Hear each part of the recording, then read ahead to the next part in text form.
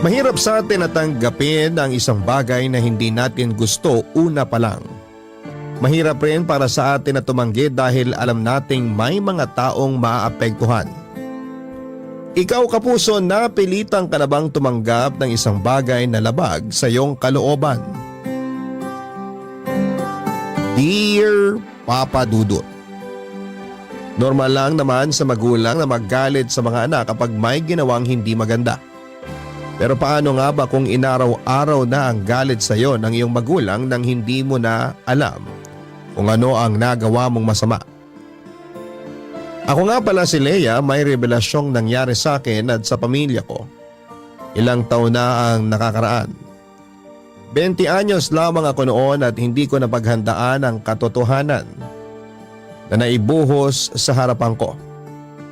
May kinalaman ito sa relasyon ko sa aking nanay na si Tina na noon ay 50 anyos lamang. Nakaedad din ng aking tatay Ferds. Ako lang ang naging anak nilang dalawa, Papa Dudut. Inakala ng mga nakakakilala sa amin na naibibigay sa akin lahat ng kailangan ko dahil nga sa solong anak lamang ako. Pero doon sila nagkamali. Lagi kong nararamdaman noon na may kulang lalo na sa pagtrato sa akin ng nanay ko. Lumaki akong may inggit sa ibang bata dahil nakita ko kung paano sila mahalin at alagaan ng mga nanay nila. Hindi ko kasi yun naranasan sa aking nanay. Kung meron mang pinaramdam sa akin si nanay, yun ay puro galit. Hindi ko maintindihan noon kung bakit mabigat ang dugo niya sa akin. Kung bakit mainit ang dugo niya sa sarili niyang anak. Hindi ako nagtangkang magtanong dahil baka mas lalong lumabo ang relasyon ko sa aking ina. Sa tuwing nakapaligid si nanay sa akin, lagi akong may takot na baka makakita siyang muli ng ikakagalit niya sa akin. Sinubukan ko namang lahat ng paraan para gumaan ang loob niya sa akin, Papa Dudut. Nag-aral ako ng mabuti para lagi akong nasa top 10 ng klase namin. Nag-ipon din ako mula sa mga allowance na nakukuha ko sa school bilang student assistant para may ibang regalo kay nanay kahit na walang okasyon. Ramdam ko kasi noon na mahilig sa regalo si nanay dahil nagliliwanag lagi ang mukha niya kapag may nagre-regalo sa kanya. Pero noong ako na ang gumawa noon ay parang minasama pa niya. Sinubukan ko rin siyang ipaganda para sa kanyang karawan at tulad ng dati ay hindi rin niya nagustuhan.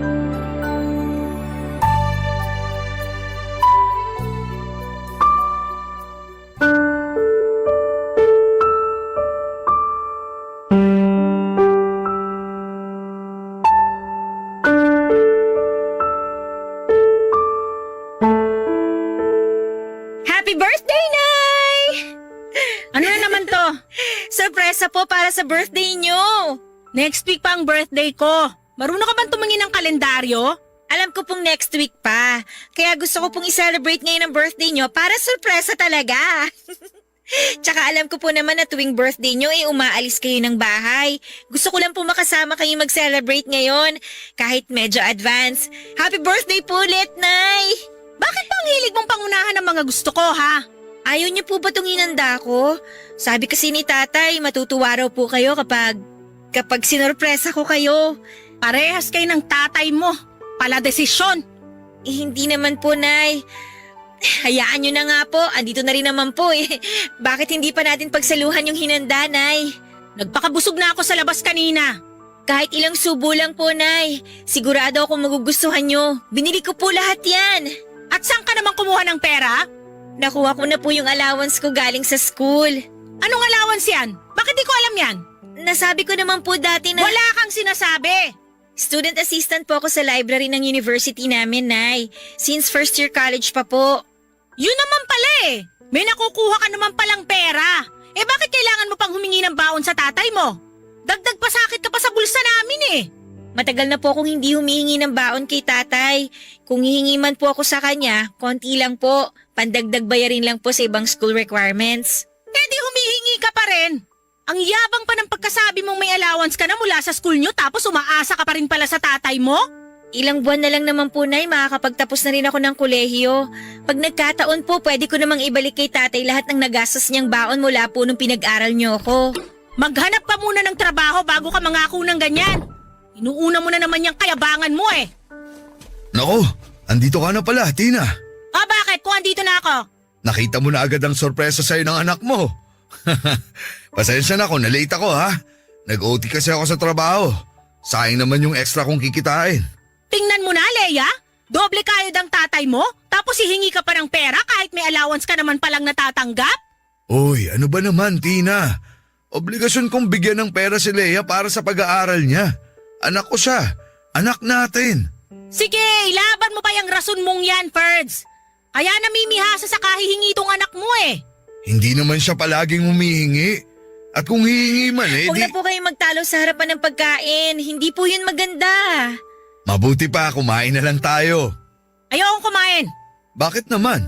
Busog pa raw po si nanay eh. Sinabi ko bang sumagot ka para sa akin? Sorry po. Kahit konti lang. Para naman di masayang tong pinaghirapan ng anak mo. Sana kasi nagtatanong muna. Eh di hindi na surprise yun. Ikaw naman, Tina. Mukha ba akong nakikipagbiruan sa inyong mag-ama? O sige po, Nay. Kung ayaw niyo naman pong kumain, ayos lang po. Pwedeng bukas na lang natin ito pagsaluhan. O kung sakaling magutom naman po kayo mamaya, pwede ko kayong ipag-init. Tawagin niyo lang po ako sa kwarto ko, Nay. Sa wakas! May nasabi ka ring maganda ngayong araw. Magpasalamat ka naman kay Leia.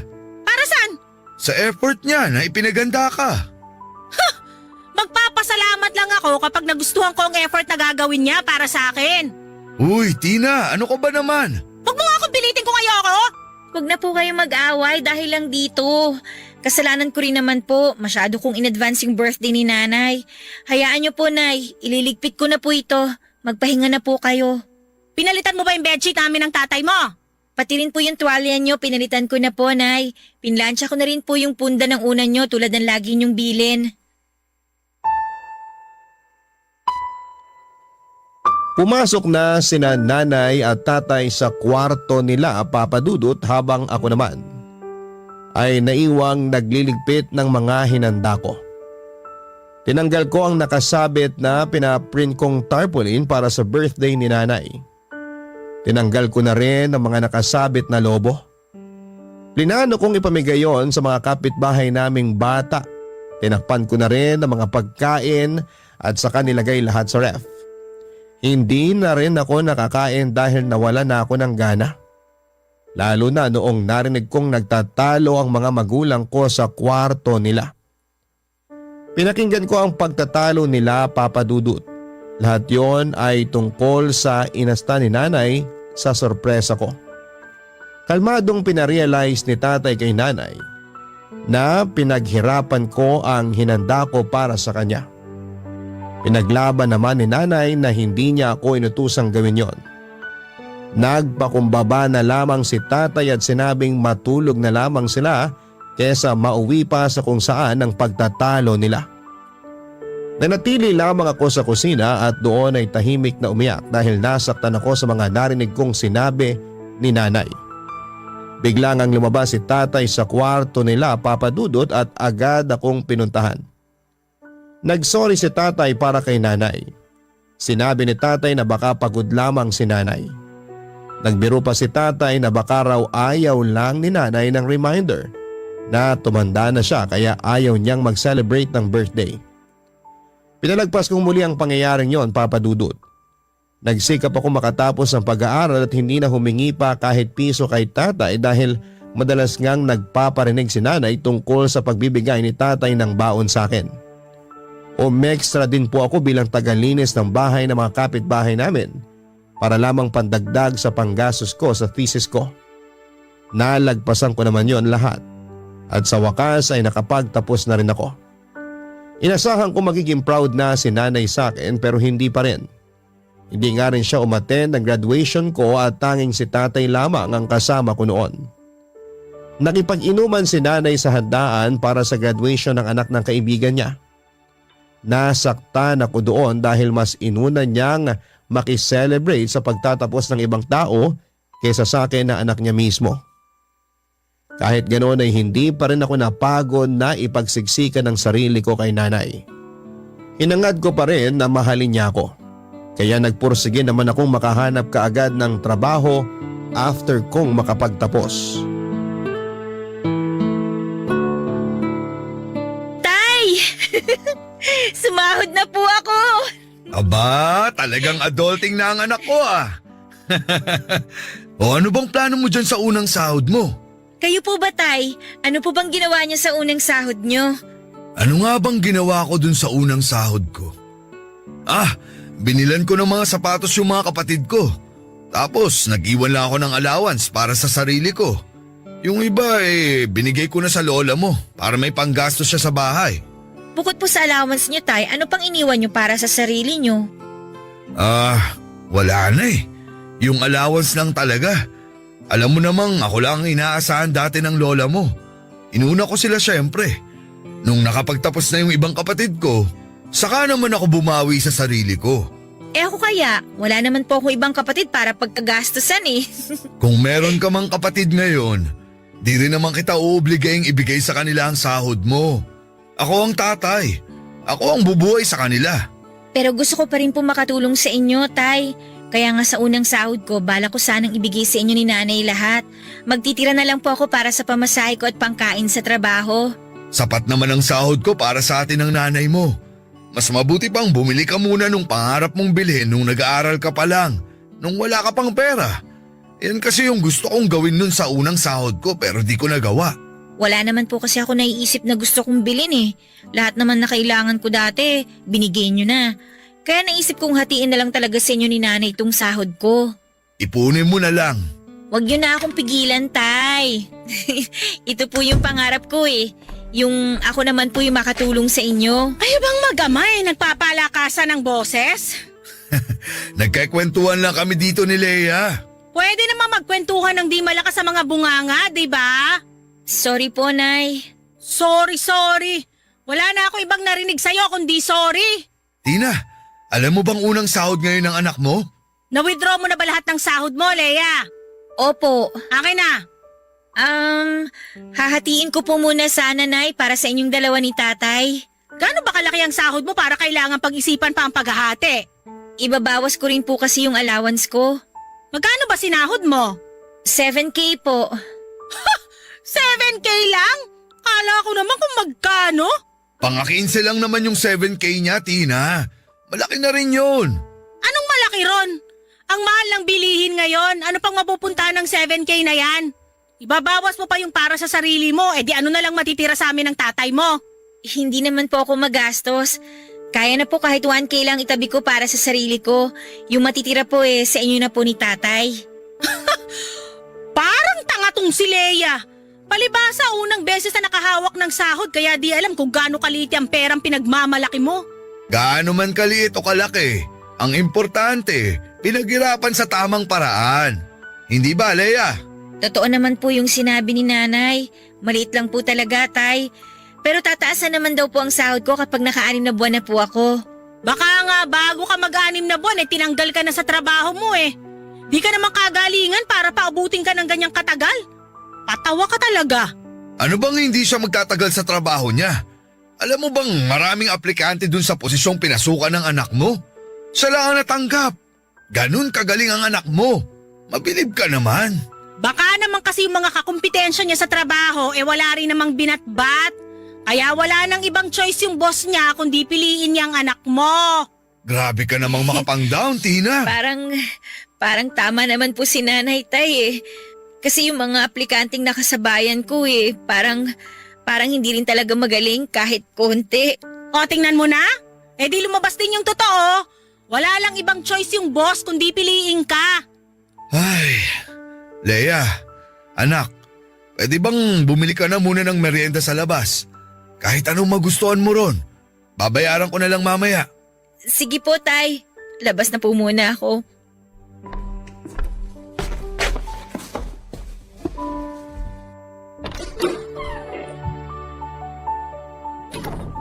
Ano ba namang ugali ang pinapakita mo sa anak mo, Tina? Grabe ka! Bakit? Masama na ba magsabi ng totoo ngayon? Pwedeng magsabi ng totoo nang di nakakasakit ng kapwa mo. Lalo na sa sarili mong anak.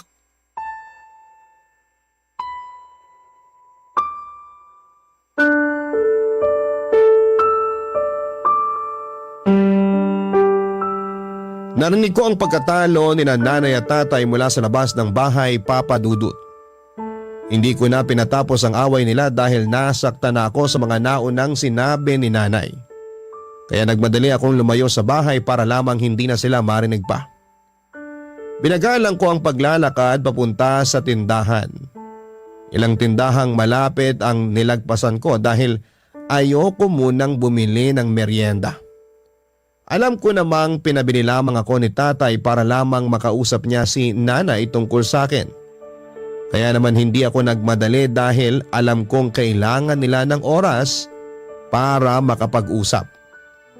Sa dulong tindahan na ako nakarating, Papa Dudut. Doon na ako bumili ng merienda pero after noon ay hindi pa rin ako umalis. Nagpaalam muna ako sa tendera kung pwedeng umupo lang doon sa upuang nasa gilid ng tindahan. At pumayag naman. Nang makaupo na ako ay saka ko naramdamang parang gusto kong umiyak, Papa Dudut. Sinubukan ko pang pigilan ang sarili ko pero hindi ko na rin kinaya pa. Mabuti na lamang at walang masyadong nagdaraang tao noon. Kaya nakaiyak ako ng malaya. Hindi ko noon alam kung paano aayusin ang sarili ko pabalik sa bahay dahil tiyak na makakahalata si tatay na umiyak ako. Pinilit kong ihinto ang pag-iyak ko dahil kailangan ko nang makabalik ng bahay dahil tumatawag na sa cellphone ko si tatay. Hindi ko na lamang muna yon sinagot at saka bumili ng isang bote ng mineral water sa may tindahan. Pinanghilamos ko yon para mabawasan ang pamumugto ng mga mata ko. Hinintay kong matuyo ang basa kong mukha saka ako nagpasyang umuwi na. Malakas pa rin ang kabog ng dibdib ko noon dahil baka galit pa rin sa akin si nanay. Umikot pa akong isang beses sa kabilang kanto para lamang mawala yung nararamdaman kong kaba. Noong pakiramdam ko ay ayos na ako ay saka ako umuwi, Papa Dudut. Doon ko nalaman na umalis si nanay, pinagtakpan pa ni tatay si nanay at sinabing may kailangang asikasuhin si nanay sa bahay ng kaibigan niya. Kunwari na lamang ay naniwala na lamang ako sa sinabi ni tatay kahit sa totoo lang ay alam ko naman ang totoong dahilan kung bakit umalis si nanay.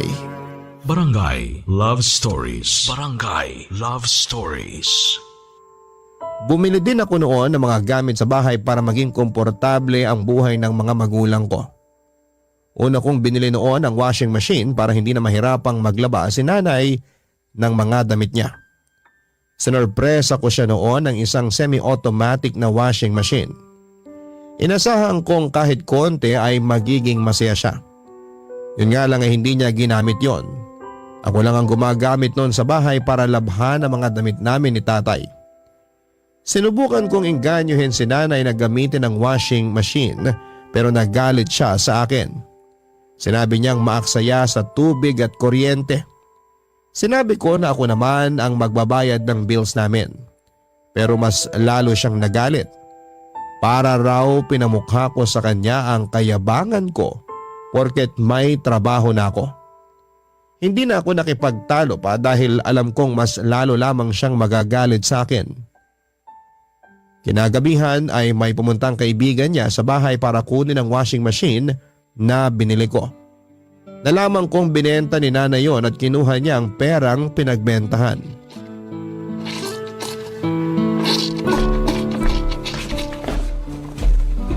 Oh, bakit nag-handwash ka ng damit dyan? Wala na po kasi yung washing machine natin. Oh, asan? Nagtampo ba kaya bumalik sa mall? Si tatay talaga. Binenta po ni nanay. Oh, bakit binenta? Ang laking tulong nun para makapaglaban ng mga bedsheet at kurtina. Baksaya daw po kasi sa tubig tsaka sa kuryente. Kaya nga nagtatrabaho para maging komportable ang buhay natin eh. Kesa naman yung nag-handwash ka ng damit mo dyan. Pagod ka na nga sa trabaho, mapapagod ka pang maglaba. Hindi ko naman po to damit, tay. Oh, kanino yan? Wala naman ako mga labahin. Kay nanay po. Pinalaba ba niya yan sa'yo? Naku, hindi po. Nagkusa lang po ako. Baka masorpresa ang nanay mo sa paglalaba mo ng damit niya ha? Sana nga po. Ang ibig kong sabihin, masorpresa tulad nung ginawa mo nung birthday niya. Baka magalit, baka di magustuhan. Alam ko pong marami siyang nilakad ngayong araw kaya pag nakita niyang wala na siyang labahin, matutuwa na siya.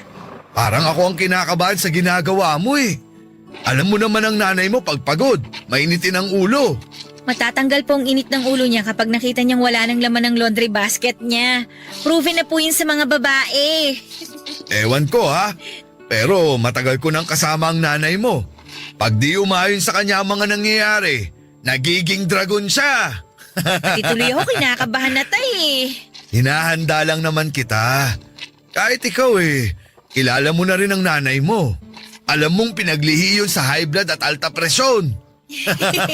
Tatay naman Tulungan na lang kitang maglaba bago ka maabutan ng nanay mo. Mukhang pauwi na rin yun Ako na po tay, babanlawan na lang po to. Tutulong na ako para matapos na. Tay, Palabasin na lang natin na ako ang naglaba ng lahat ng damit niya ha. bakit po kayo? Ako nga po nagpapalakas kay nanay Kailangan malaman niya na ako yung naglaba para plus point sa akin. Minus points yan sa kanya. Bakit naman po? Huwag kang masasaktan sa sasabihin ko ha. Alam mo namang minsan mainit ang dugo sa'yo ng nanay mo. Kaya kapag nalaman niyang may ginawa ka para sa kanya, kahit maganda pa yan, di niya tatanggapin. Hahanapan niya ng butas para mabigyan ng rason yung galit niya sa'yo. Gusto ko lang naman pong magkaayos na kami. Gusto ko na mahalin niya rin ako tulad ng pagmamahal niyo sa akin. Mahal ka naman ng nanay mo. Di nga lang siguro tugma yung pagmamahal na binibigay niya sa gusto mong matanggap. Siguro nga po. Balang araw, mauubos din ang galit ng nanay mo sa katawan niya. Maubos nga kaya? Parang siya yung nagsusupply ng galit sa mundo Ginawa mo pang supplier ang nanay mo. Umusog ka na nga doon para matulungan na kita sa paglalaba. Siguradong pauwi na rin ang nanay mo. Tay, Oh, bakit? namantsahan ko po yung puting blouse ni nanay. Ha? Sigurado ka? Baka naman dati pa yan. Ngayon lang po to, tay. Naihalo ko po yung isang puting blouse niya rito sa mga dikolor. Mareremedyohan natin yan. Huwag kang mag-alala.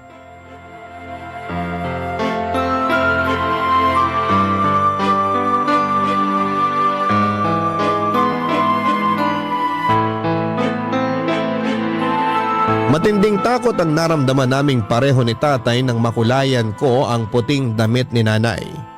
Sinubukan nga naming remedyohan yon, nag-check ako sa internet ng mga pwedeng home remedy.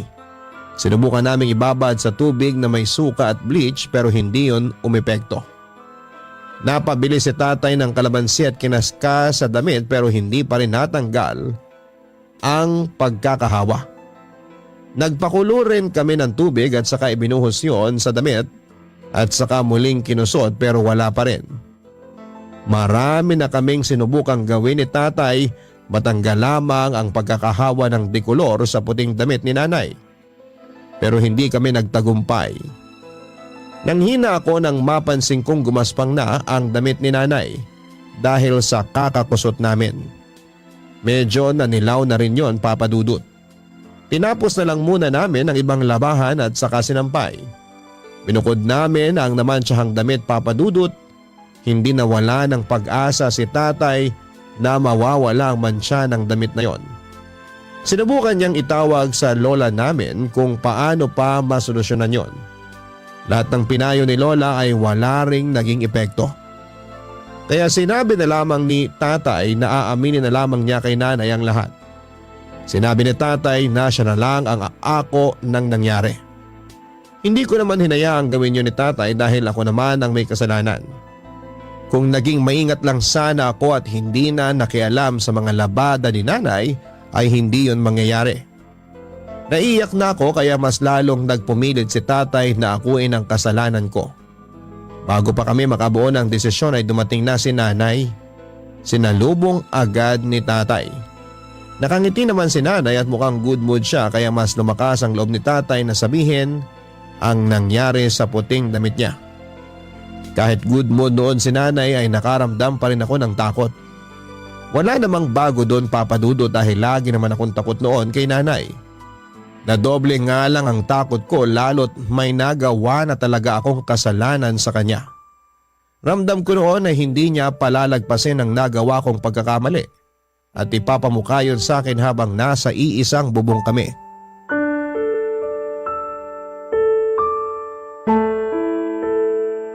Kala ko di ka pa uuwi.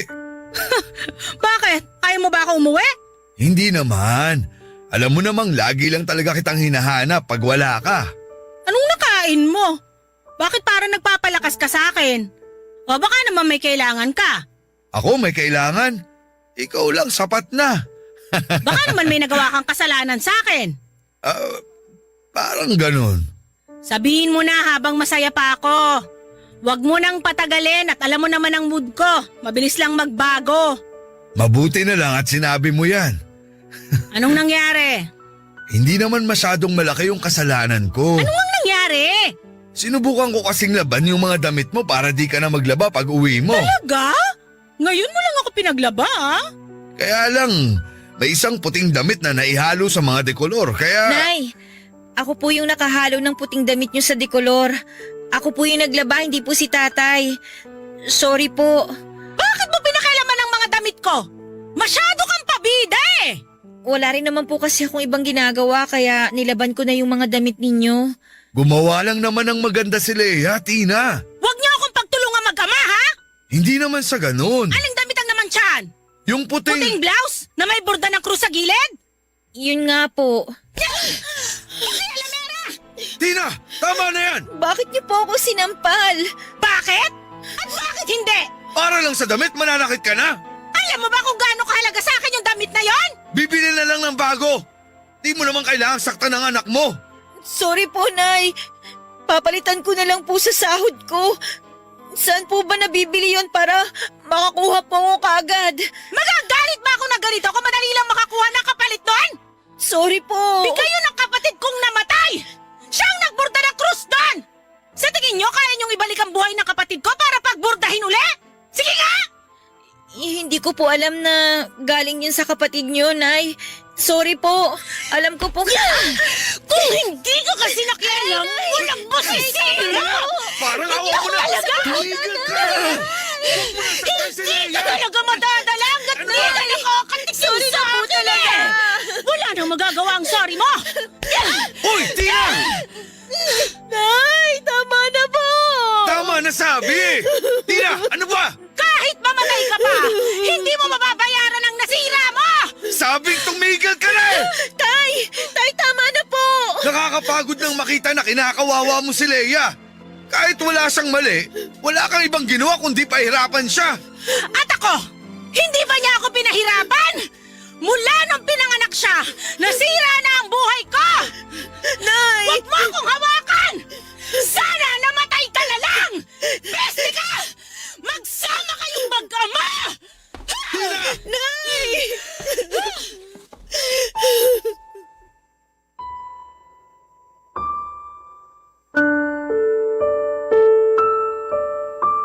Umalis si nanay at hindi nagpapigil sa amin, Papa Dudut. Sinubukan namin siyang sundan pero mas lalo siyang nagalit at kahit si tatay ay muntik na rin niyang masaktan. Kaya naman hinayaan na lang muna namin siya para makahinga. Naramdaman ko na punong-puno siya ng galit noon at naiintindihan ko naman siya dahil nagkamali ako. Alam kong hindi ko na mapapalitan ang nasira kong damit ni nanay. Bumalik kami ni tatay ng bahay at nagmadali akong ibabad muli ang damit ni nanay para mawala ang mantsa. Umiyak ako noon dahil sa tindi ng konsensyang sumabog sa akin.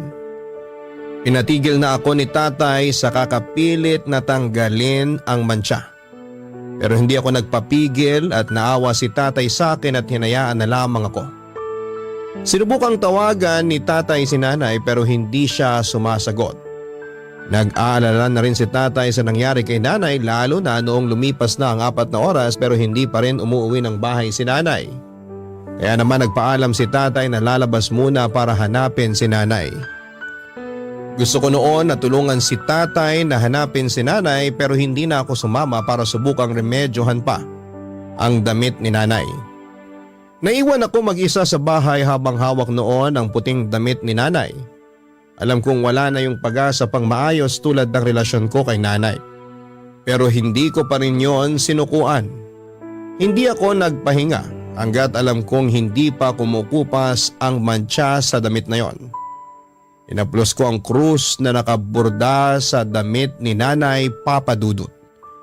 Nakita kong luma na talaga ang pagkakaborda ng damit na yon. Nahiya ako dahil nakasira ako ng gamit ni Nanay na alam kong mahalaga sa kanya. Naramdaman ko ngang mas mahalaga ang damit na yon kaysa sa akin. Nasaktan ako habang inuulit ang mga salita ni Nanay sa akin, Papa Dudut. Nasaktan ako habang inaalala kung paano niya hiniling na sana'y mamatay na lamang ako. Alam kong mahalaga sa kanya ang damit na yon, pero gaano ba kalaki ang pagpapahalaga niya sa damit na yon para hilingin na mamatay ang sarili niyang anak? Barangay Love Stories. Barangay Love Stories. Hindi nga natulog si Nanay sa bahay after ng away namin, Papa Dudut. Hindi na rin sinagot ang mga text at tawag namin. Hindi na nga rin nakatulog si Tatay sa pag-aalala. Nasa kwarto lamang ako noon at hindi ko rin kayang harapin si Tatay dahil nakukonsensya ako.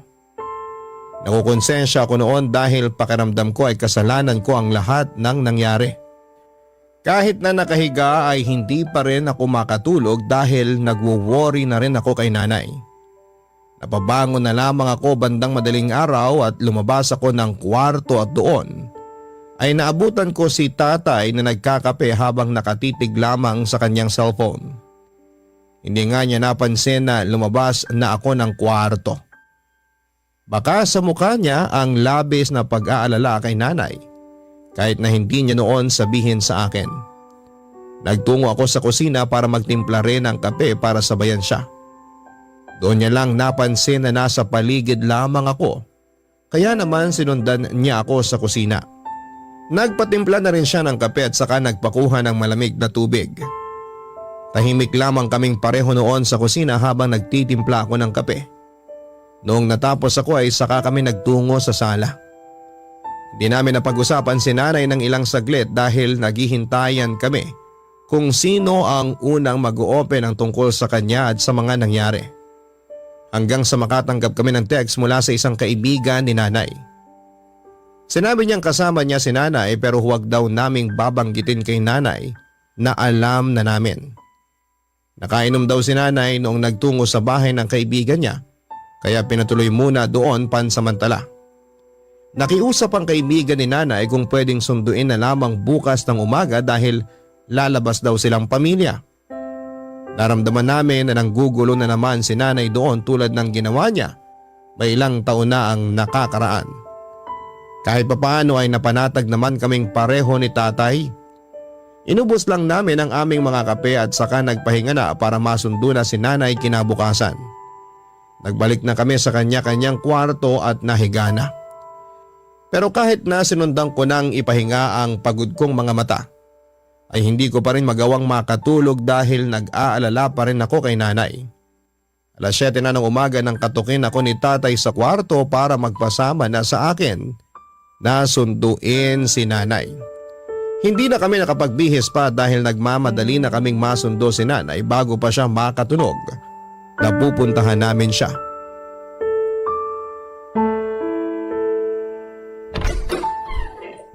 Anong ginagawa niyo rito? Paano niyo nalamang nandito ako? Umuwi na tayo, Tina. Huwag mo akong utusan. Nay, umuwi na po tayo. Nakakahiya na po dito sa kaibigan niyo. Kayong mahiya. Kayong sumugod dito tapos… Pinasundo ka sa amin ng kaibigan mo. Talagang di niyo ako bibigyan ng peace of mind, no? Nay, Isa ka pa! Kailangan talaga nandito ka rin? nag-aalala lang naman po ako sa inyo, Nay. Di ko kailangan ng pag-aalala nyo! Kailangan ko lang makalayo sa inyo! Ayos lang naman sana kung magsasabi ka kung saan ka pupunta. Di ka naman namin pipigilan kung gusto mo mapag-isa eh. Huwag naman sana yung di ka man lang mag-update. Siyempre nag-aalala rin kami sa'yo. Eh ayoko nga kayong kausapin eh! Ano bang mahirap intindihin doon? Please naman, Tina. Huwag ka na mag-eskandalo rito. Nakakahiya. Dapat naisip nyo yan bago kayo sumugod dito! Sa bahay na lang tayo mag-usap. Dito lang ako! Nakiusap po yung kaibigan niyo na kung pwede sunduin ka na po namin kasi… Huwag mo akong kausapin! Demonyo ka! Kala mo ayos na tayo? Uwi na po tayo, Nay. Sa bahay na po natin ayusin lahat. Baka marinig pa tayo ng mga kaibigan nyo. Wala nang maaayos pa, Leia! Sirang-sira na lahat mula nung dumating ka sa buhay ko! Tina, parang awa mo na. Tama na. Ano po bang nagawa ko sa inyo, Nay? Bakit bang tindi ng galit nyo sa akin? Ginawa ko naman po lahat Lagi kong inuunang nararamdaman ninyo, ang pangangailangan ninyo. Wala akong ibang ginawa kundi humanap ng paraan para mahalin nyo ko. Bakit po, Nay? Bakit po? Bakit ganyan kayo sa akin? Gusto mong malaman ang totoo? Tina, wag dito. Ano ka ba naman? Hindi! Dito na lang natin gawin! Naghahanap ng sagot yung anak mo eh! Tina! Ano po ba yung totoo, Nay? Una sa lahat, huwag mo akong tawaging nanay dahil hindi naman kita anak! Tina, ano ba? Ha? Hindi ko po kayo maintindihan. Anak ka ng tatay mo sa ibang babae! Tay! Leia, anak. Kailangan talaga humingi ka ng eksplanasyon sa tatay mo? Ayaw mo akong paniwalaan? Ha! Hindi kita anak! Bakit sa tingin mo ang bigat ng dugo ko sa'yo? Ano yon? Trip ko lang? Leia, anak. Mahal ka namin at Namin? Ikaw lang ang nagmahal dyan kay Leia! Huwag mo ako idamay! please naman, Tina. Wag mo nang pabigatin ang sitwasyon. Ako ba nagpapabigat ngayon ng sitwasyon? Ako ba nagloko? Ako ba nakabuntis ng ibang babae? Ako ba nag-uwi ng anak sa ibang tao?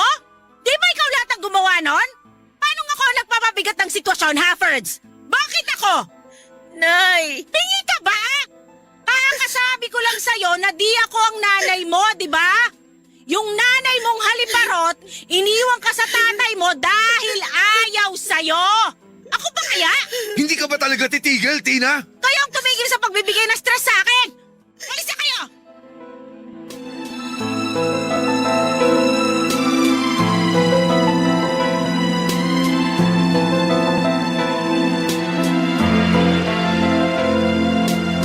Agad na tumakbo palayo si nanay at ni isa sa amin ni tatay ay walang lakas para sundan pa siya. Hindi makatingin si tatay sa akin habang ako naman ay pilit na pinoproseso ang mga sinasabi ni nanay. Hindi na rin kinontak pang muli ni tatay si nanay. Pinagbigyan niya ang gusto ni nanay na mapag-isa. Inaya na ako ni tatay na umuwi na parang walang nangyari. Hindi ko rin alam ang eksaktong mararamdaman ko kay tatay matapos kong malaman na anak niya ako sa ibang babae. May mga narinig na akong ganito noong bata pa ako at madalas kong maramdaman na niloloko ako ng mga kalaro ko at ng mga pinsang ko na ampun lang daw ako. Inakala kong panunukso lamang yon dahil gano'n naman talaga ang tuksuhan ng mga bata pero totoo pala.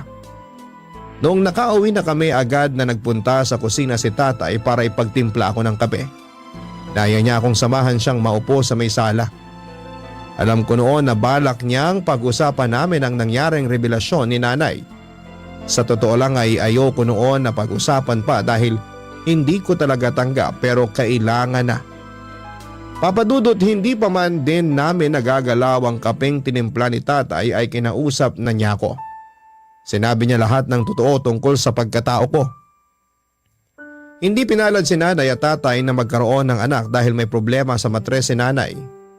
Naging problema yon sa kanilang dalawa dahil pangarap ni tatay na magkaroon ng anak at hindi yon naibigay ni nanay.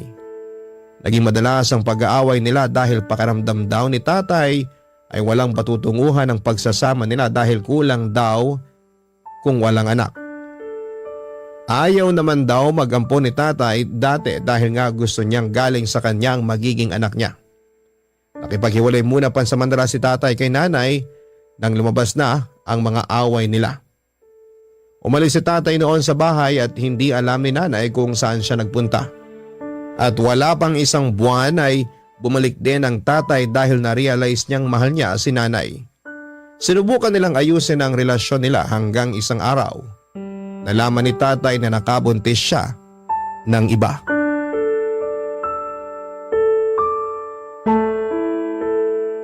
Marisol ang pangalan ng totoo mong nanay. Kumakanta siya sa bar nung nakilala ko siya.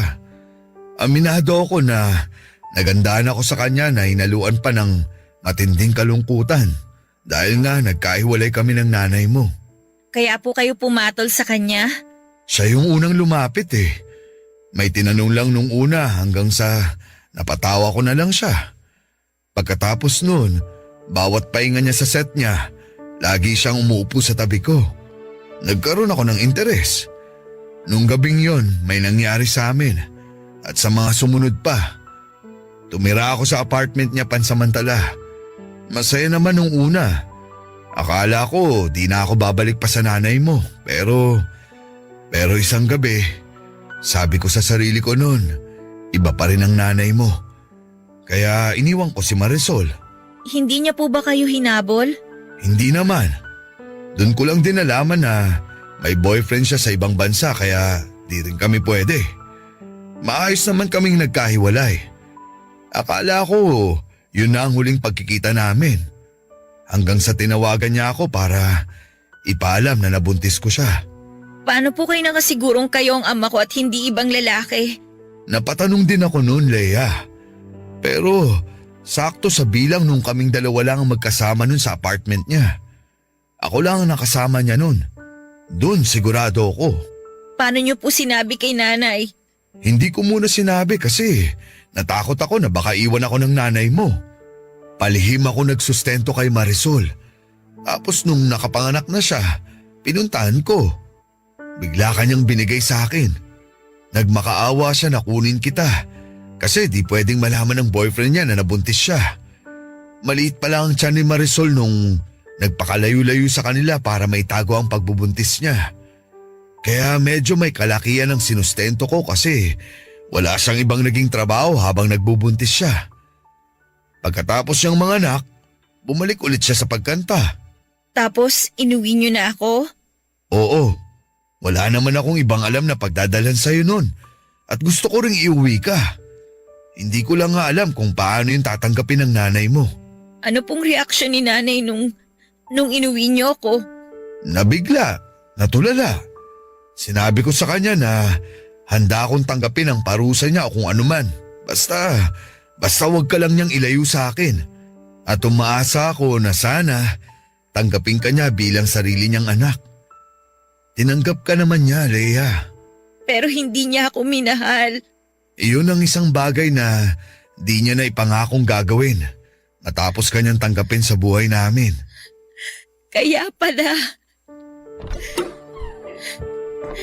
Nay? Umuwi lang ako para kumuha ng damit. Alis din ako agad. Tina, pwede bang mag-usap muna tayo? Para saan pa? Tay, pwede bang kami muna ni nanay ang mag-usap? Ayos lang po ba? Ay, sige. Iiwan ko muna kayong dalawa.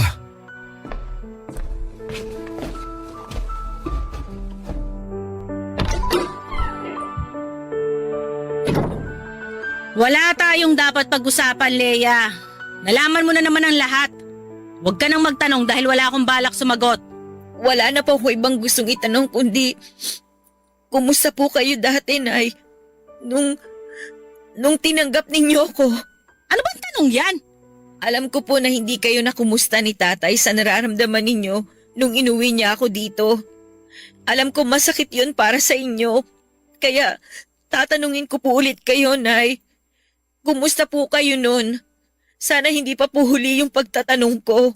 Hindi ako okay at hindi ako naging okay. Ayos na ba? Nasagot ko na? Bakit niyo po ako tinanggap? Para di mawala uli ang tatay mo. At naisip ko, makakatulong ka para matabunan yung pagkukulang ko sa kanya bilang asawa dahil hindi ko siya mabigyan ng anak na tulad ng pangarap niya. Karapatan niyong humindi kung alam niyong hindi kayo okay sa nangyayari. Sa tingin mo ba di ko naisip gawin yan?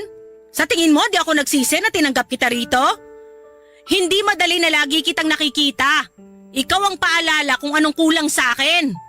Kaya ako mabigat ang dugo ko sa'yo dahil yun sa pagkakaipit ko sa sitwasyon na ginawa ng tatay mo. Nanay mo ang sumira ng buhay ko. Habang buhay kong dadalin yon. At habang buhay kong ipapaalala sa'yo ang galit ko. Kung dyan po kayo makakakuha ng paraan para gumaan ang nararamdaman ninyo, sige lang po. Sasaluhin ko po lahat. Kasi pasasalamat ko na lang po sa inyo yon. Kasi kinupkup niyo po ako. Binigyan niyo ako ng matitirahan. Dinamitan ninyo ako. Inalagaan niyo ako nung bata ako kahit na ayaw niyo. Salamat po, Nay. Kasi kahit mahirap para sa inyo natanggapin ako, ginawa niyo. Andito pa rin ako dahil minsan tinanggap ninyo ako.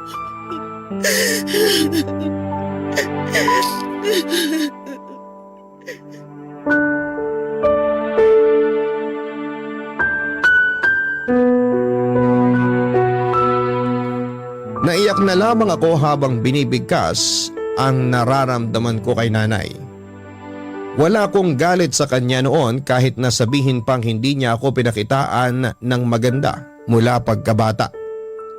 Mula noong malaman ko ang totoo, lumaki ang simpatya ko sa kanya dahil hindi biro ang ginawa niyang pagtanggap sa akin.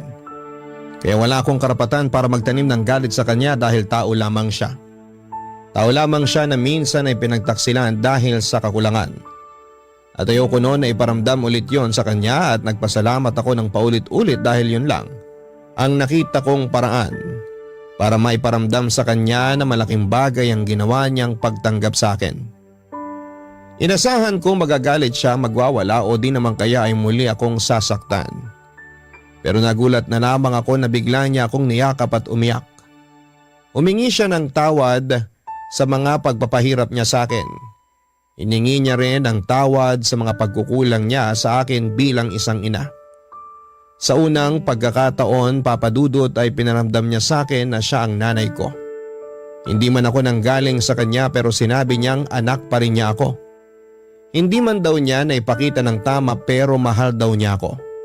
Naunahan lamang daw siya ng galit at hindi niya nabitawan agad ang puot. Sa ngayon ay sinusubukan pa rin naming ayusin ang relasyon naming mag-ina. Nakatulong din ang paglapit muli ni tatay para pag-usapan nila mag-asawa ang sinubukan nilang talikuran noon. Nagkaroon ng closure si nanay mula sa sakit na dinala ni tatay sa kanya. Yun lang naman ang kailangan ni nanay. Yung malaman ni tatay na nasaktan siya at minsan hindi siya naging okay sa mga nangyari. At mula noon ay mas lalo pang naging matibay ang relasyon nila dahil napag-usapan nila kung anuman yung mga bagay na nakasira sa kanila noon. Hindi sila natakot na harapin ang nakaraan nila dahil alam nilang kaya nilang isara yon nang hindi nanghihinayang sa mga tanong na hindi nasasagot, Papa Dudut.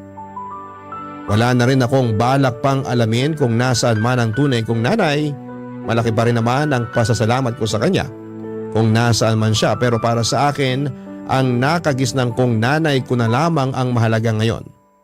Kung sakali mang balang araw ay mag-cruise ang aming landas ay hindi ko naman ipagkakait sa kanya ang mayakap siya at mapatawad. Hanggang dito na lamang po ang aking liham. Agad po kaming nagpakasal na dalawa. Ngayon ay may dalawa na kaming anak, Papa Dudut.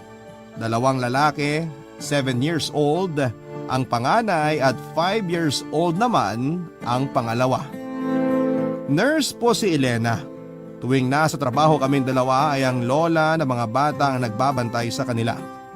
Hindi po kami mayaman pero meron naman po kaming sapat na income na mag-asawa para magkaroon ng komportableng buhay. Masaya po ang pamilya namin dahil nabibiyayaan kami ng mabait at masipag na ilaw ng tahanan. Kaya nga po kontento na ako sa kung ano man ang meron ako sa ngayon. Meron akong 2 anak na nagbibigay inspirasyon sa akin at asawang katuwang ko sa aking pagtanda.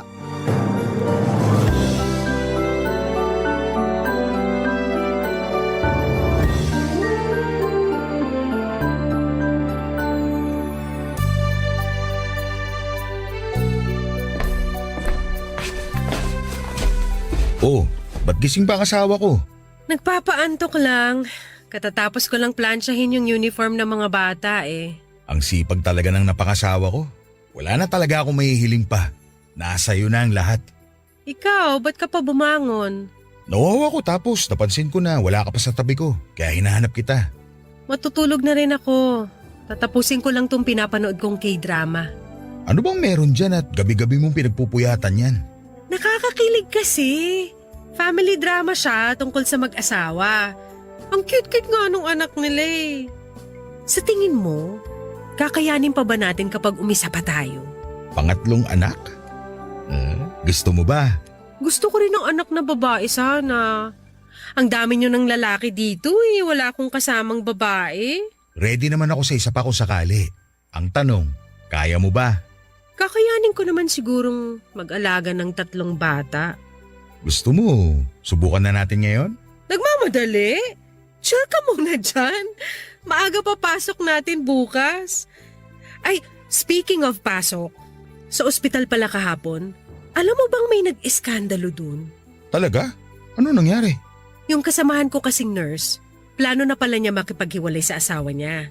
Eh biglang bumisita yung asawa sa ospital para humingi ng sorry. Ito namang kasama ko, napuno na lang din siguro nung makita niyang pagmumukha ng asawa niya, kaya ayun, nagwala sa harap ng mga pasyente. Ano ba kasing ginawa ng asawa niya? Ano ba nga ba, di ng babae? Mga lalaki talaga, hindi na nakontento sa asawa nila. Sinabi mo pa. Kaya ikaw ayus-ayusin mo mga desisyon mo sa buhay. Kapag ikaw niloko mo ko, hindi ako mag-iiskandalo. Buburahin agad kita sa buhay ko. Hindi ko magagawa yun. Alam mo naman kung gaano ko kaloyal sa'yo eh. Dapat lang. Pero grabe ka naman sa buburahin. Burado agad. Hindi ba pwedeng bigyan ng second chance? Anong second chance? Bakit may bala ka bang lokohin ako? Siyempre wala. Hindi ko magagawa yun sa'yo. Naisip ko lang yung mag-asawa na nakwento mo. Ayaw na ba talaga ng babae? Ayaw niya nang bigyan ng second chance yung asawa niya? Tama lang yung ginawa ng kasama ko. Hindi na dapat binibigyan ng second chance sa mga cheater. Kasi kapag ginawa mo yon, para mo na rin tinanggap yung ginawa niya. Eh, kahit mag-ayos na lang sila para sa mga anak nila. Yan! Ganyan kayo! Ginawa niyo pang panangga yung mga bata, di sana! Naisip niyo yan bago kayo gumawa ng kasalanan! Tsaka niyo na lang kasi naaalala na may anak pala kayo pagkatapos niyong makaraos. Oh, bakit galit na galit? Uy, hindi ako yun ng babae. Kasi naman, ang kakapal talaga ng mukha ng mga cheater. Yung iba nga nagagawa pa nilang ipasa sa asawa nila yung sisi. Minsan, kaya nagiging abusado ang mga cheater na yan dahil sa mga chance na ibinibigay ng mga taong marurupok eh. Kapag gumawa ng kasalanan ng isang tao, by choice yun. So, dapat ibigay sa kanila yung deserve nilang punishment. Kaya para sa akin, hindi talaga uubra ang second chance. Ginusto mo yan? So, kailangang harapin mo ngayon ang consequences. Oh, tama na yan. High blood ka masyado eh. Mas lalong hindi ka makakatulog niyan. Nakakagigil kasi. Oo na. Tara na, matulog na lang tayo. Mauna ka na, tatapusin ko lang to. 10 minutes na lang. Okay, sige. Antayin kita sa kama para sabay na tayo matulog. Papadudod sa isang insurance company po ako nagtatrabaho. Ilang taon na rin po ako sa kumpanyang ito at maganda ang mga benepisyong natatanggap ko sa kanila kaya nagtagal ako sa kanila. Marami na akong katrabaho at naging kaibigan na nakilala pero karamihan sa kanila ay lagi akong iniiwanan para maghanap ng mas magandang opportunity. Sa trabahong ito ko na po nakilala ang bagong empleyado na si Christine. Tahimik lamang si Christine sa unang linggo niya sa opisina. Pero pagtagal na mga buwan matapos siyang makapag-adjust sa bago niyang workplace ay biglang lumabas ang totoo nitong personality. Kalog siya, papadudot, maingay, sobrang ingay at palakaibigan siyang tao at karaniwan siya ang bumubuhay sa dating boring naming opisina. Kung sa classroom ay may tinatawag na class clown, sa amin ay merong office clown at si Christine po yun. Paminsan-minsan, ang ginagamit nitong paraan para magpatawa ay ang makipag-flirt sa mga office mate niyang lalaki at hindi ako nakaligtas doon, papadudot. Kahit alam niyang pamilyadong tao na ako ay sige lamang siya sa pakikipagharutan sa akin dahil para sa kanya, joke lang ang lahat at bawal itong seryosohin. Nung unay, sinasabayan ko pa ang mga biro ni Christine sa akin dahil buong akala ko nakatuwaan lamang ang lahat. Pero kalaunan ay napapansin ko na medyo nagiging totoo na ang mga banat ni Christine. Napatunayan ko ito nang minsang hinintay niya na makapag-out ako sa trabaho.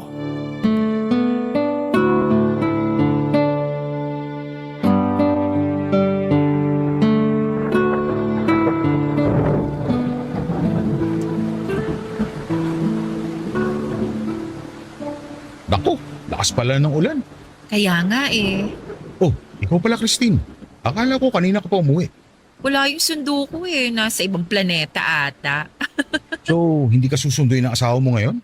May out of town work asawa ko kaya wala akong sundo today. Bad trip nga eh.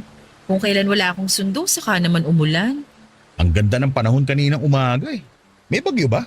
Di ko lang sure. Paano ka uuwi niyan? Commute? Di ako marunong mag-commute eh. Hatid sundo na kasi ako simula nung nag-aaral pa lang ako. Kaya wala akong alam kung anong dapat mga sakyan ko. Magbuka na lang ng sasakyan. Wala akong app na ganun eh. Sabi ko nga, hatid sundo ako. O sige, ako na lang magbubuk para sa'yo. Actually, hinintay talaga kita para sana magpahatid ako sa'yo. Ha? Sa akin? May kotse ka di ba? Meron pero saan ka ba nakatira? Sa Batasan Hills. Sige na, paggabi na oh. Kakayanin ba ng konsensya mo na umuwi ako na mag-isa? Baka mapano ko. Wala ka. Hinihintay na kasi ako ng asawa ko eh. Sabihin mo na lang na may hinatid kang katrabaho mo kaya late ka umuwi. Huwag kang mag-alala. Magpipitch in na lang ako sa panggas. Hindi naman problema yung gas. Pero sige na nga. Yay! Thank you, Rocky. Nakakatakot kasi mag-commute. Alam mo na, daming mga mapagsamantala dyan. At least kapag ikaw naghatid sa akin, mapapanatag ako na safe ako. Ngayon lang to ah. Bukas magpasundukan na lang sa kapatid mo, sa tatay mo. Okay, no problem. Tsaka, wag mo na lang babanggitin sa mga kasama natin na hinatid kita. Ay, bakit? Baka ma-issue, ganun. Alam mo naman sa office, marami nagmemeryenda ng chismis. Baka kung pa isipin nila, makarating pa sa misis ko. Selosa ba asawa mo? Hindi naman.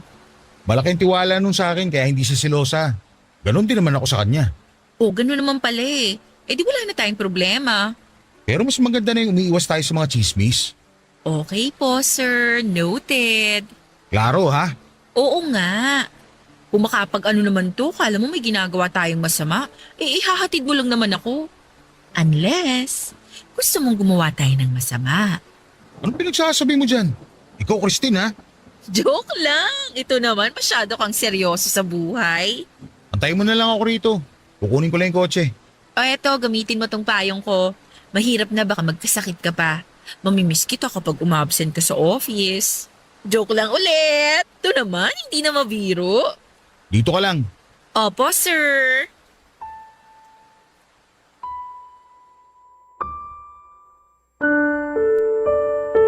Papadudot pagkahatid ko kay Christine sa bahay nila ay pinilit niya akong pumasok muna pansamantala sa bahay nila.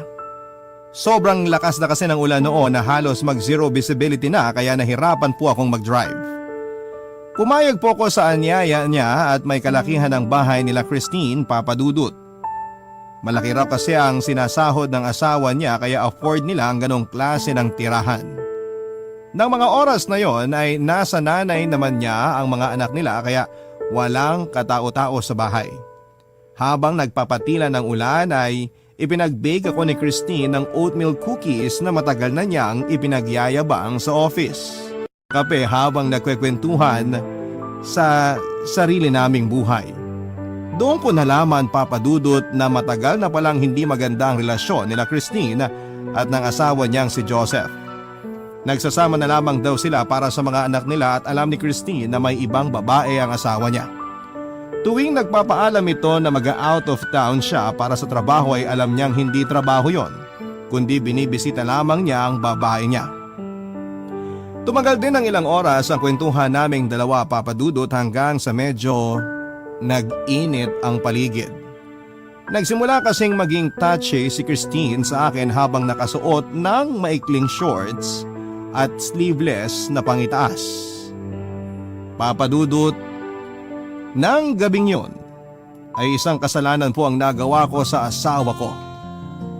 Nagpatalo po ako sa temptasyon at pumatol ako sa isang babaeng may asawa na. Isang kasalanan ang nagawa ko, Papadudot. Barangay Love Stories. Barangay Love Stories. Sobrang guilt ang naramdaman ko, Papadudot, nang ma-realize ko kung ano ang ginawa ko. Nagtaksil ako sa asawa ko at isang malaking kasalanan po yun. Pagka-uwi ko noon sa bahay ay hindi ako makatingin sa mata ng asawa ko dahil sa hiya, Papa Dudut. Nagawa kong pagtaksila ng isang babaeng walang ibang ginawa kundi ang mahalin lamang ako at alagaan ang pamilya namin. Kinabukasan ay agad kong kinausap si Christine at sinabing kalimutan na ang nangyari. Natakot kasi ako na baka malaman ni Elena ang mga nagawa namin. Pero tinawanan lamang ako ni Christine, Papa Dudut, at hindi raw big deal para sa kanyang mga nangyari. Para sa kanya ay laro lamang yon. Nagtikiman lang daw kami at pinangako niyang hindi na mauulit yon. Sa katunayan ay parang wala lang sa kanyang mga nangyari. Balik ulit siya sa dati niyang gawi na nakikipagharutan sa mga lalaki sa office.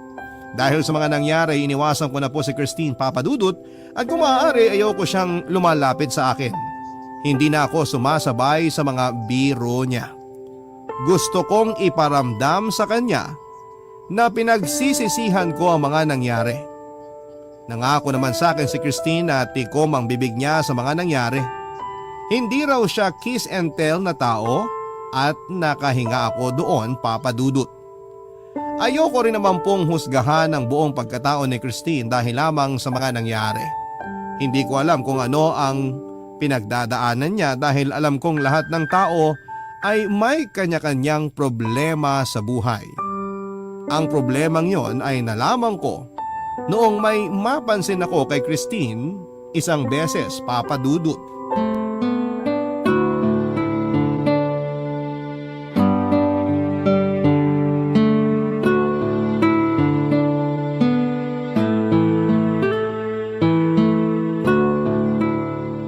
Good morning, Rocky! Ay, suplado. Walang sagot.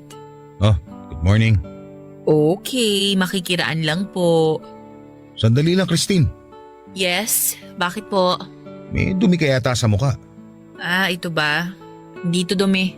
Eh ano yan? Pasa? Aalis na ako. Marami pa akong trabaho. Pasa ba yan? Sinasaktan ka ba ng asawa mo? Hindi to pasa, makeup to. Contour. Contour lang to. Hindi mo magigets kasi lalaki ka. Pasa yan eh. Hindi nga, ang kulit. Sige nga, pisilin mo nga. Kung hindi masakit, maniniwala akong makeup yan. Bakit ba interesado kang malaman? Ano ngayon kung pasa to? Concern lang ako kung sinasaktan ka ba ng asawa mo. Anong gagawin mo kung oo? Ipaglalaban mo ba ako? So sinasaktan ka nga. Hindi. Pero nag-away kami kagabi. Napagbuhatan niya ako ng kamay. Kailangan mo yung report. Violence against women yan. Hindi na kailangan. Konting pagtatalo lang yun. Akala mo naman hindi kayo nag-aaway ng asawa mo. Nag-aaway kami pero hindi ko siya sinasaktan.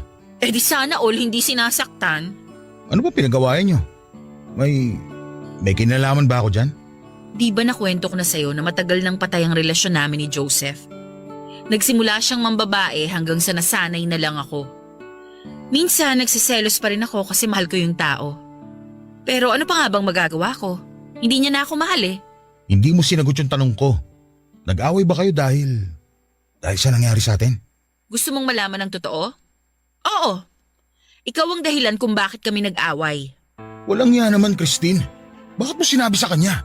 Hindi ko sinabi, nalaman niya. Paano? Nakita niya sa CCTV. Christine naman, bakit hindi mo sinabi may CCTV pala sa bahay niyo? Sinasadya mo ba to para masira kami ng asawa ko? Hindi ko rin alam. Hindi ko alam na nagkabit pala siya ng CCTV sa bahay. Paano ngayon kung malaman ni Elena yung nangyari? Wala na tayong magagawa ron. Kapag nasira ang pamilya ko, kasalanan mo to. Bakit ako lang? Ako lang bang mag-isang gumawa nun? Hindi ba na-enjoy mo rin? Ginusto mo rin yung nangyari, Rocky. Hindi ko ginusto yung nangyari. Pinagsisisihan ko nga yun eh. Wala nang magbabago kahit magsisihan pa tayong dalawa. Nangyari na ang nangyari. Pero babalaan kita, Rocky ha. Mapaghiganti ang asawa ko.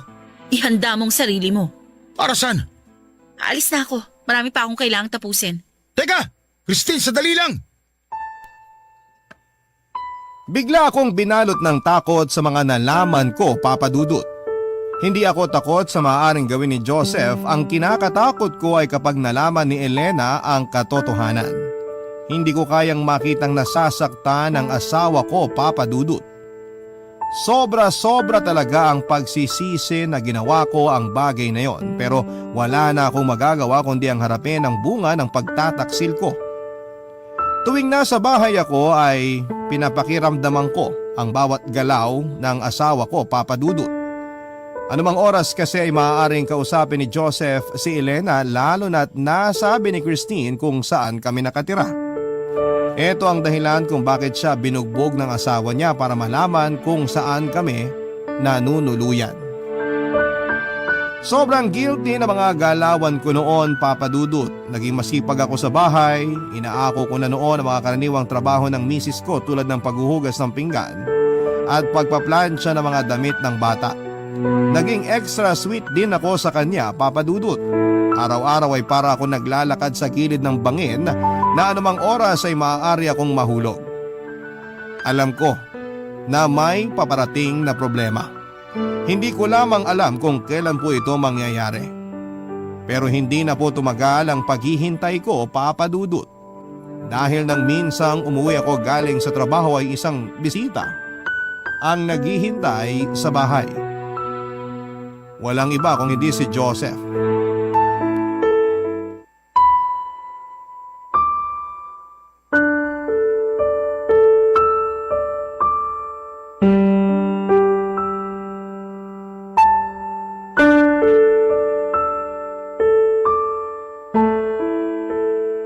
Pauwi na siguro yun.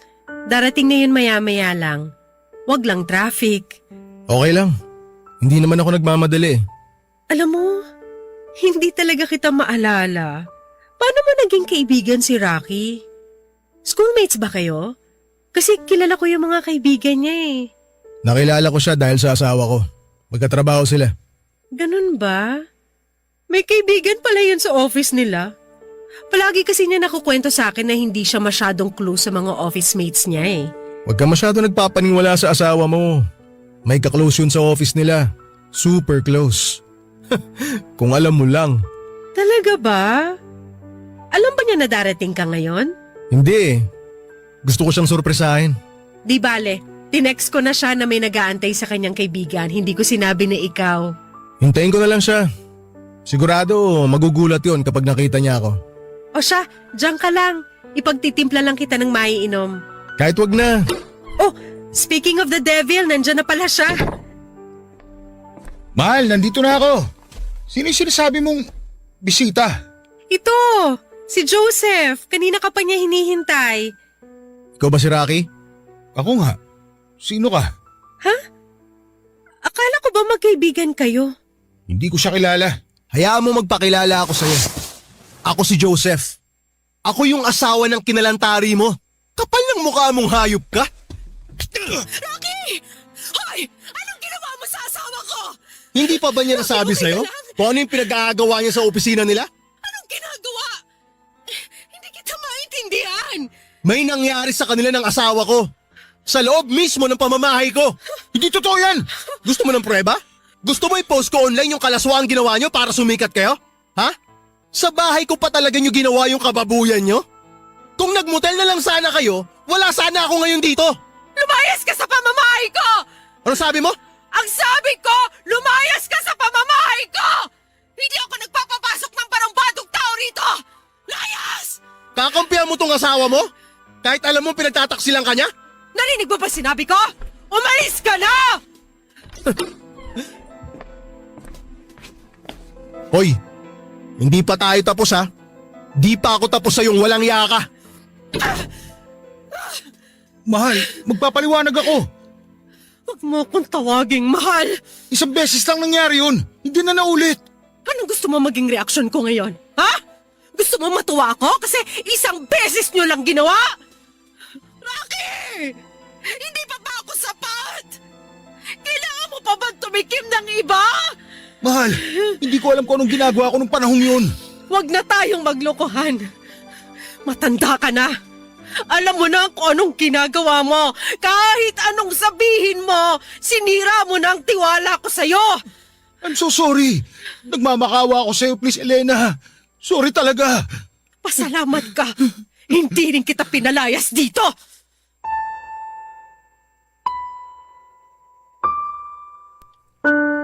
Papadudot ng gabing yon ay pilit akong iniwasan ni Elena. Hindi niya ako kinikibo at kahit na anong paliwanag ang sabihin ko ay sarado na ang tenga nito. Sapat na raw ang nalaman niya at hindi na raw magbabago ang katotohanang nakipagtalik ako sa ibang babae. Hindi po mahilig sa komprontasyon si Elena, Papadudot, at hanggat maaari ay umiiwas siya sa away at sa gulo. Yon ang masakit para sa akin, Papadudot. Alam kong nasasaktan siya dahil sa mga nagawa ko. Gusto kong magalit siya, gusto kong sigawan niya ako. Yung kahit murahin pa niya ako, mailabas lamang niya ang galit sa puso niya pero hindi niya yon ginawa sa akin. Nanahimik lamang siya buong gabi. Sa mga sumunod na araw ay ginawa ko po ang lahat para mahingi ang kapatawaran ng asawa ko. Paulit-ulit na paghingi ng tawad ang ginagawa ko kahit na nagmumukha na akong sirang plaka. Alam ko po kasing wala nang mangyayari kahit na anong paliwanag ang gawin ko. Cheating is cheating at walang anumang salita ang makapagliligtas sa akin mula sa ginawa kong yon. Halos isang linggo ring ibinigay sa akin ni Elena ang silent treatment bago siya nakapagdesisyon sa isang bagay. Gusto na niyang makipaghiwalay sa akin. Masyado raw masakit ang nangyari para sa kanya at buong akala raw niya ay isang lalaking loyal at family-oriented ang taong pinakasalan niya pero nagkamali pala siya. Papadudot binigyan niya ako ng 3 araw para magayos ng mga gamit ko at para magpaalam sa mga anak namin. Barangay Love Stories. Barangay Love Stories. Papadudot, napakalaki ng pagsisisi ko na nagawa ko ang bagay na yon kay Elena. Napakabuting tao ng misis ko at siya na siguro ang pinakamagandang bagay na nangyari sa akin. Pero dahil sa mga nangyari ay nasaktan ko siya. Sinira ko ang tiwalang ibinigay niya sa akin. Sinira ko ang sariling pamilya namin. Wala na po ako nagawa pa kundi ang sundin ang kagustuhan ni Elena at yun na lamang ang tanging bagay na magagawa ko sa kanya ang bigyan siya ng panahon at oras. Pansamantala po akong nangupahan matapos akong palayasin ng asawa ko. Nang mga panahong yon ay sinikap kong makabalik sa pamilya ko. Sinubukan kong kausapin si Elena ng ilang beses kahit na ayaw na niya akong makita. May isang gabi nga na natulog pa ako sa labas ng bahay namin para lamang makita siya. Wala na po akong pakialam kahit pagchismisan pa kami ng mga kapitbahay namin. Ang mahalaga ay mabuo ko ulit ang pamilya ko na sobrang miss na miss ko na noon. Pero nanatiling bato ang puso ni Elena, Papadudot. Katulad ng sinabi niya noon ay hindi siya nagbibigay ng second chances lalo na pagdating sa cheating. Ayaw niyang suportahan ang mga lalaking piniling mag-cheat tapos ay hihingi ng second chance sa huli. Umabot ng 2 buwan na wala kaming kontak noon ni Elena at handa na akong tumigil, Papadudot. Akala ko ay wala na akong pag-asa hanggang sa makausap ko ang isang taong hindi ko inaasahan na siyang magbibigay sa akin ng lakas para magpatuloy.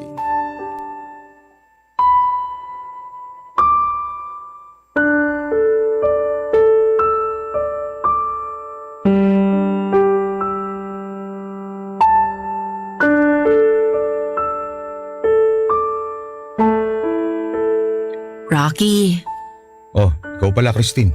ano nang balita sa'yo? Sa inyo ng asawa mo? Bakit mo tinatanong? Concerned lang naman ako sa'yo. Ang laki na ng pinagbago mo eh. Tignan mo nga yung sarili mo, ni hindi ka na makapag-shave. Kumakain ka pa ba? Ang payat mo na oh. Ano ba pakialam mo? Kinukumusta lang naman kita. Huwag mo na subukan sumali sa away namin mag-asawa. Wala ka na dun. May pakialam ako kasi akong dahilan ng lahat. Proud ka? Proud ka na ikaw ang dahilan ng lahat? Hindi. Nahihiya ako sa'yo na nadamay kayo ng asawa mo sa problema namin ni Joseph. Kaya gusto kong bumawi. Nandito lang naman ako eh kung gusto mo nang makakausap. Hindi ko kailangan na makakausap. Kailangan kong pamilya ko na nawala dahil sa'yo. Sana hindi na lang kita hinatid. Sana hinayaan na lang kita nung araw na yon. Kung yan ang ikagagaan ng loob mo, na may tao kang sinisisi, sige, ako na lang. Sisihin mo ko, sa akin mo ibaling ang lahat. Ako na nga ako ng kasalanan nating dalawa. Magalit ka sa akin, okay lang. Pasensya ka na. Miss ko na sila eh. Miss ko na ang asawa ko. Gusto ko na ulit mayakap ang mga anak ko. Hindi ko na alam kung anong gagawin ko, Christine. Alam kong alam mo kung ano ang dapat mong gawin. Ipakita mo sa asawa mo na nagsisisi ka sa nangyari. Huwag kang tumigil. Kahit na sa tingin mo wala ka ng pag-asa, ituloy mo pa rin ang laban. Paano ko pa itutuloy kung tinalikuran na nila ako lahat? Tinalikuran ka kasi sinaktan mo sila. Wala tayong karapatang magreklamo kasi tayong gumawa ng kasalanan. Ngayon, ang kailangan mong gawin, patunayan mo ang pagmamahal mo sa asawa mo. Buuin mo uli yung nasirang tiwala niya sa'yo. Alam kong mahirap pero mas mahirap kung hahayaan mo na lang na mawala sa iyo ang pamilya mo. Bakit ikaw?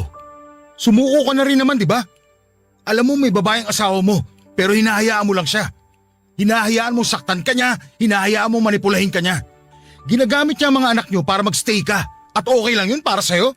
Kung magsalita ka para may ginagawa ka sa sitwasyon mo, patay mali siya ka rin naman. Nakipaghiwalay na ako kay Joseph. Iniwan ko na siya. Sa ngayon, inilalaban ko na ang custody sa mga bata. By next month, makakasama ko na ang mga anak ko. Hindi ako sumuko, Rocky. Kinailangan ko lang ng panahon para tanggapin ang katotohanan na kailangan ko ng pakawalan ng taong dating minahal ko. Pero andito ako ngayon. Lumalaban pa rin. Kaya sana, ikaw rin. Naniniwala ka ba sa second chances? Ako? Oo naman. Pero ang second chance, mahirap makuha yan. Kailangan mong pagtrabahuhan. Kailangan mong patunayan sa taong hihingan mo ng second chance na deserve mo yun. Paano kung hindi naniniwala sa second chance yung taong hinihingan ko nun? Then subukan mong baguhin yung paniniwala niyang yun. Katulad ng sinabi ko, patunayan mo. Paano ko gagawin yun? Siguro ang unang gawin mo, accept the fact na nakagawa ka ng kasalanan, na nagkamali ka. Di ko alam, ikaw ang mas nakakakilala sa asawa mo, hindi ako. Kaya hindi ko rin masasagot yan. Pasensya ka na. Wala na talaga ako ibang makausap tungkol sa problema ko eh. Ako dapat ang humingi ng tawad sa'yo. Nagsimula ang lahat dahil sa problema namin ni Joseph. Nagsimula ang lahat dahil may ginawa tayong mali. Pero salamat sa advice mo. Gagawin ko talaga ang lahat para makabalik ako sa pamilya ko. Kaya mo yan, Rocky.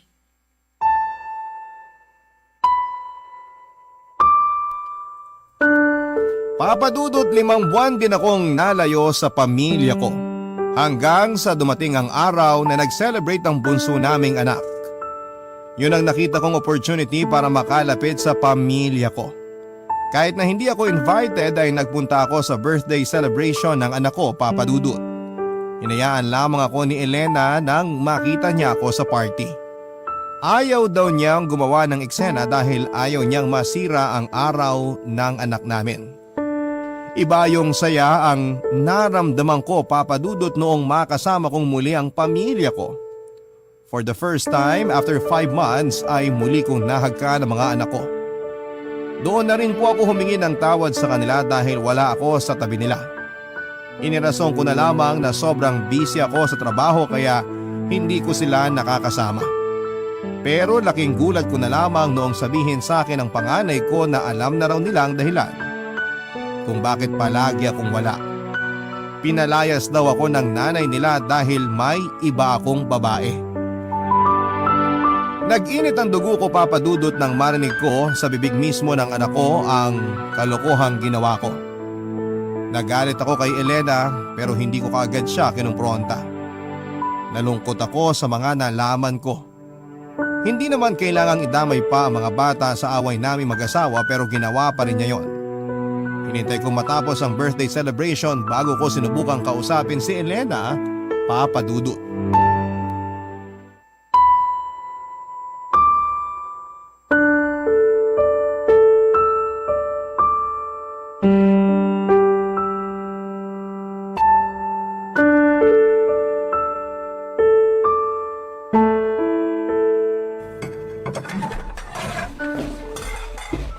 Elena, mag-usap tayo. Anong ginagawa mo rito? Invited ka ba? Ama ako ng mga bata, kaya may karapatan ako magpunta rito. Tapos na ang party, makakalis ka na. Bakit dinamay mo ang mga bata sa away natin? Anong pinagsasasabi mo? Kasasabi lang sa akin ng mga bata na alam nila ang rason kung bakit wala ako rito sa bahay. Nang bababae? Dahil lang sa isang pagkakamali, sisirain mo pangalan ko sa mga anak ko? Bakit? Hindi ba totoo na ng babae ka? Pero kailangan ba talagang idamay mo yung mga bata? Dapat lang. Para sa murang edad, matuto na sila kung anong tama at mali. Lalaki ang mga anak mo, Rocky. Ayokong tularang kanila. Anong gusto mong gawin ko? Magsinungaling sa kanila? Pagtakpan kita? Kampihan ko ang pagiging cheater mo? Hindi ko gagawin yun. Bata lang sila. Wala pa silang muwang, Elena. Oo, bata pa sila. Pero marunong na silang umintindi. At gusto kong habang bata pa sila, matutunan nila kung ano ang nagagawa ng pagtataksil sa isang pamilya. Gusto kong isa puso at isa isip nila na ang cheating ay nakakasira ng pamilya. Ngayon, alam na nila ang feeling kung paano mawala ng ama. At sigurado akong hindi nila ipaparamdam yon sa magiging anak nila kapag sila na mismo ang nagkaroon ng sarili nilang pamilya. Ganun ba talaga ako kasamang ama? Yan ang konsekwensya sa ginawa mo, Rocky. Sana may natutunan ka rin. Sana next time, bago ka gumawa ng kalaswaan, maisip mo ang mga anak mo. Kahit hindi na ako, yung mga anak mo na lang. At kung paanong ayaw mong masira ang pangalan mo sa kanila. Nakausap ko ang mga bata. Humingi na ako ng tawad sa kanila. Inamin ko ang totoo at nangako ko sa kanila na hindi na ako uulit. Yun din ang gusto ko sanang gawin sa'yo, Elena. Gusto ko mag-sorry na niloko kita, na sinaktan kita. Pangako sa'yo, hindi mo na mararamdaman ulit yun. Kaya please, sana bigyan mo ulit ako ng ikalawang pagkakataon. Paano ko makakasiguro na hindi mo na uulitin yung ginawa mo kapag binigyan kita ng second chance? Dahil ama ako at ayoko na mawalay sa mga anak ko. Kung alam mo lang kung gaano ko namimiss sa mga bata. Sobrang miss na kita. Miss ko na ang mga anak ko. Miss ko na ang pamilya ko. Sana maniwala ka sa akin na pinagsisisihan ko na ang ginawa ko. Alam mo naman na hindi ako marunong magbigay ng second chance, di ba? Kahit ngayon lang. Hindi ko sasayangin ang pagkakataon na ibibigay mo sa akin. Alam mo ba kung gaano ako nasaktan sa ginawa mo? Sobrang sakit, Rocky. Hanggang ngayon, nasasaktan pa rin ako. Alam mo kung bakit? Kasi never kong inakala na magagawa mo sa akin to. Nangako tayo sa isa't isa, pero sinira mo yung pangakong yun. Paano ba tayo makakabalik sa dati kung bawat tingin ko sa'yo, naaalala kong ginawa mo? Bigyan mo ako ng chance na magsisi, na bumawi. Gusto kong ibalik natin ang lahat sa dati. Please, Elena, kalimutan na natin yung nangyari. Magsimula tayo ulit. Mahal kita at ayoko mawala ka sa buhay ko. Mahal din kita kaya ako ginagawa to. Pero hindi ganun kadali ang magpatawad eh. Alam ko na mapagpatawad ang Diyos, pero hindi ako Diyos, Rocky. Tao lang ako. Nasasaktan, nagtatanim ng sama ng loob, nagagalit. Please, Elena. Luluhod ako ngayon sa harapan mo. Huwag kang lumuhod. Baka makita tayo ng mga anak mo, huwag mo nang ipahiya pa ang sarili mo. Wala akong pakialam kahit mapahiya ako. Ang gusto ko lang mangyari ngayon ay mapatawad mo ko. Gusto mong bumawi? Gusto mong bumalik? Sige, pagbibigyan kita. Sa isang kondisyon. Anong kondisyon mo? Gagawin ko ang lahat. Makakabalik ka lang sa pamilyang to kapag naibalik mo na sa akin yung nawawalang tiwala ko sa'yo. Maraming salamat, Elena. Makakaasa kang gagawin ko ang lahat. Hindi ko kayo bibitawan. Gagawin ko talaga ang lahat para sa'yo at sa mga anak natin. Papadudod, parang nareset ang relasyon namin ni Elena. Para akong namatay sa isang online game at bumalik muli sa simula. Ginawa ko ang lahat na makakaya ko para lamang maibalik lahat ng tiwala ni Elena sa akin. Niligawan ko ulit siya at ipinakita ko sa kanya at sa mga anak ko na deserving ako sa second chance nila. Ang unang ginawa ko, Papa Dudut, ay nag-resign ako sa dati kong trabaho at lumipat sa ibang kumpanya para mapanatag ang loob ni Elena na hindi na kami nagkikita ni Christine. Halos 3 buwan ko ring binuo ang nasira naming pamilya. Hanggang sa nagbunga naman po ang lahat ng ginawa ko. Sa huli ay napatawa din ako ng asawa ko at binigyan niya ako ng second chance. At muli niya akong tinanggap bilang asawa at ama ng mga anak namin. Simula noon, Papa Dudut, ay pinangako ko na sa sarili ko na hindi ko na gagawin muli ang pagkakasalang nangyari. Hindi ko na sasayangin ang pagkakataong ibinigay sa akin ng misis ko. Sa ngayon po, Papa Dudut, ay unti-unti na naming naibabalik sa dati ang masaya naming pamilya. Pilit na rin po naming kinakalimutan ang parte ng buhay namin yon. Ibinaon na lang namin sa nakaraan ang mga nangyari. Ang masaya po na balita ay buntis na po si Elena sa pangatlo naming anak. At isa po itong baby girl katulad ng kanyang hiling. Masaya ako, Papa Dudut, dahil sa kabila ng mga nangyari ay nagkaroon ng happy ending ang kwento ko. Ang panalangin ko na lamang po ay magtuloy-tuloy ang saya na meron kami sa kasalukuyan.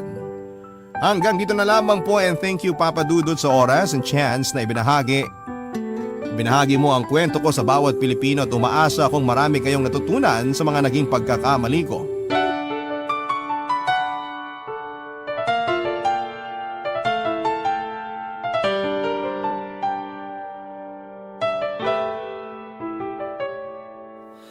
Ang buhay ay mahiwaga, laging may lungkot at saya. Sa Papa Dudut Stories, laging may karamay ka.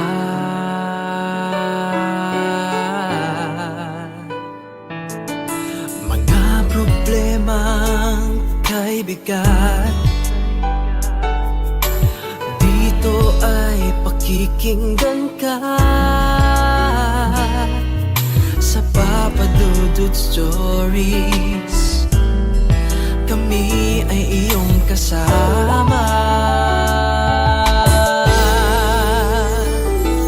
Dito sa Papa Dudut Stories, ikaw ay hindi nag-iisa.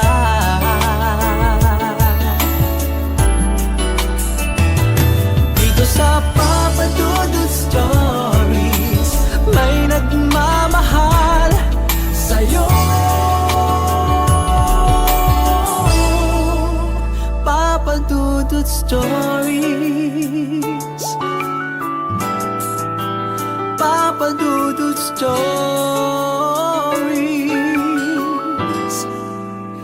Papa Dudut Stories.